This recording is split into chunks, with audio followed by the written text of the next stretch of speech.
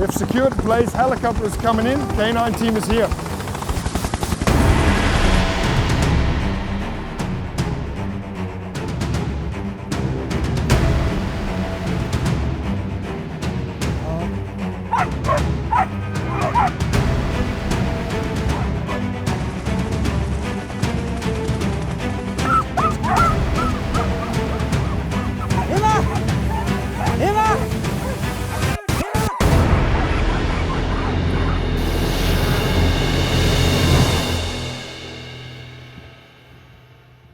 Hi everyone, thank you very much for watching the series. We really tried our best to show you what a realistic anti-poaching operation can look like. Every operation is different and there are many facets to it.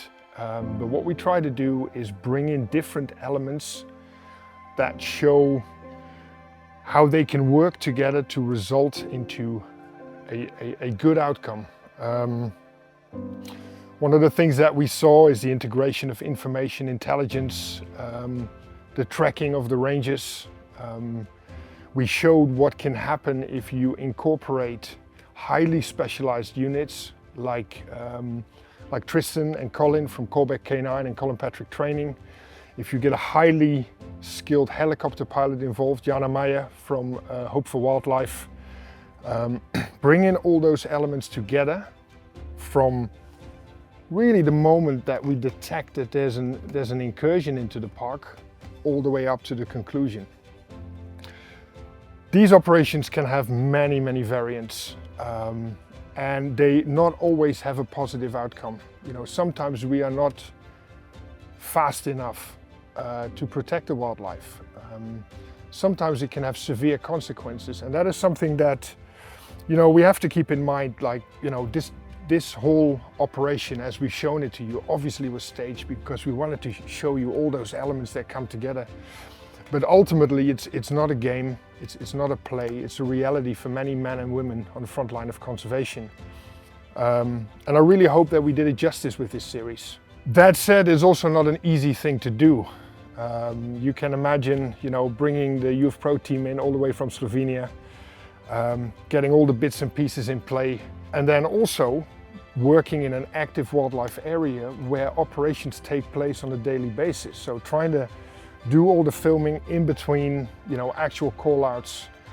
You know, none of us are actors, you know, but we try to portray it as good as possible. But if it's not up to Academy standards level, then, you know, please bear with us. We try to do our level best with this. But like I said, a reality for many men and women. Another thing that was really important for us to portray is that, you know, it is not a simple black and white game. It's not the good rangers against the bad poachers. Conservation is ultimately about people. It's about humans. It is about people trying to, you know, make a life, for good or bad. And yes, there's always the hardcore criminals that are connected to crime syndicates that illegally harvest ivory, rhino horn, pangolin scales and ship them off to foreign markets for profit. Of course that is there. But the drivers for poaching are as wide as you can imagine. It can be the head of a family just trying to make some money to pay for things like school fees. Medical bills for a family member that is very ill. It could be to just sustain themselves and survive with the protein that they can illegally harvest in the park. All the way up to, you know, established hardcore gangs that just do it for profit, and everything in between. So, and I think what we try to portray in this series with, you know, the help of staff of 𝗙𝗪𝗡 Mountain View, where we are, and of 𝗙𝗪𝗡 K9, who portrayed the roles of the poachers, and I think they did a brilliant job to show that at the end of the day this is about humans and about humanity. And the problem is not solved inside the project area. This is a wider problem. It is a socio-economic problem. But most importantly, what we do need to understand is that most of the people living around these protected areas are good people. and they're trying to make a living, and they're trying to, you know, get a healthy and prosperous life for their families. And most of them are not involved in illegal activity.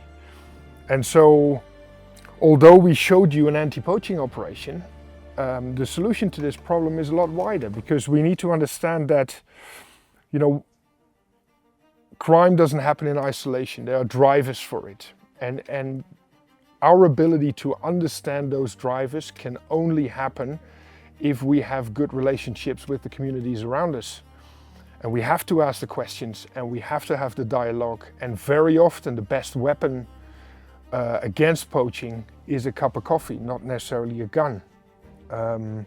Going out, asking the questions, helping people, and understanding what drives them. And once you understand that, you might find that the solution to, you know, a life of crime by a family or a family member can be solved by very small interventions.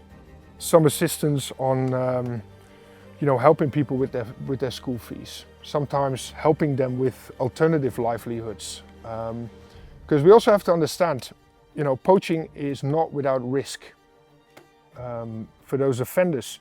And that affects not just them, it affects their families, their children, their future. And we know it can work.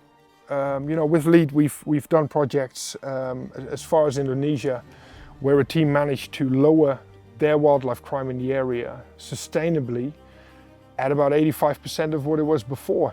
And that was not solved through law enforcement alone. It was solved through building the relationships, asking them what they need, having that communication. And that can lead to lasting solutions to these problems. So again, we showed you a small bit what happens if an experienced team goes into the park and tries to illegally harvest wildlife products. It was a wonderful project to work on.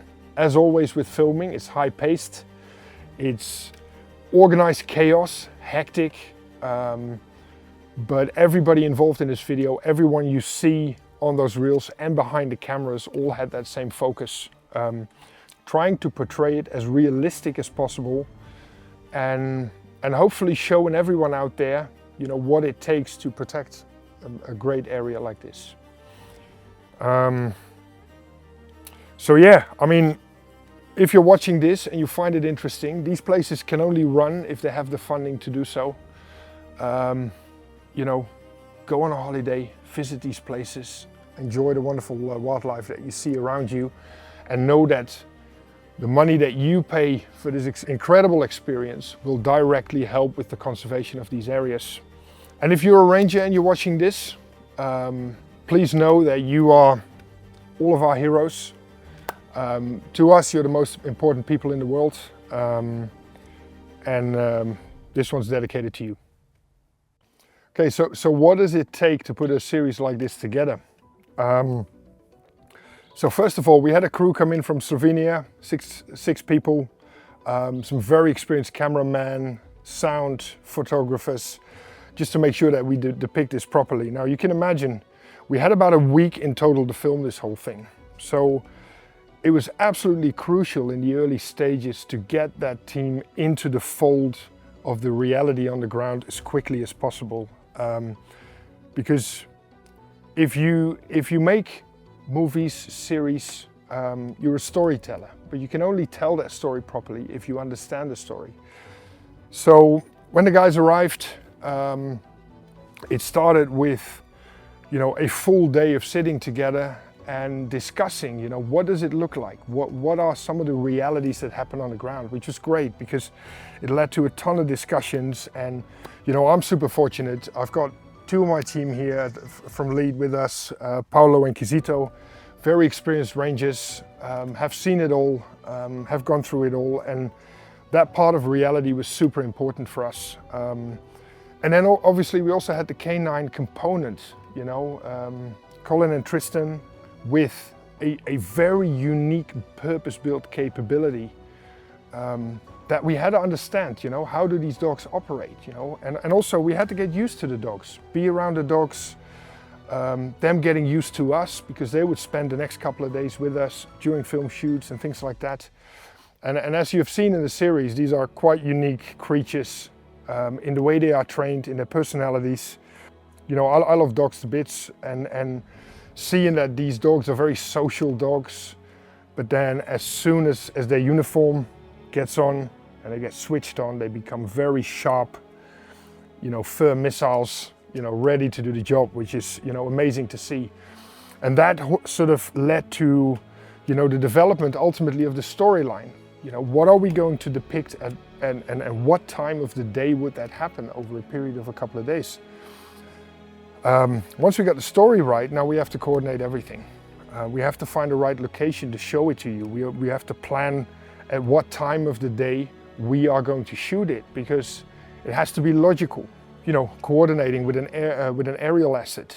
You know, you have a fixed time to do things in, so you got to be super efficient in your shots. You got to do this and this and this and this.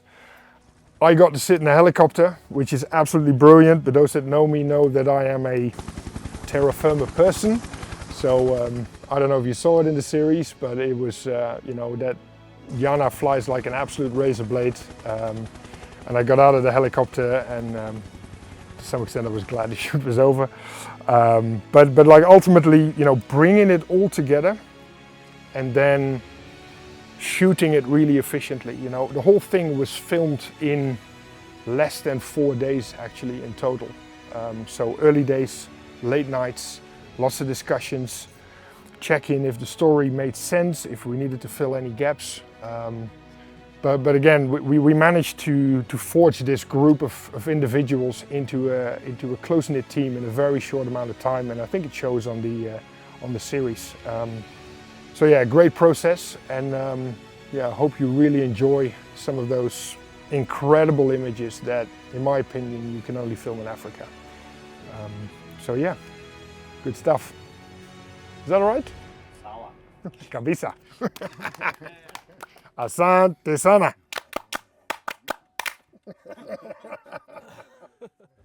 Please take me home.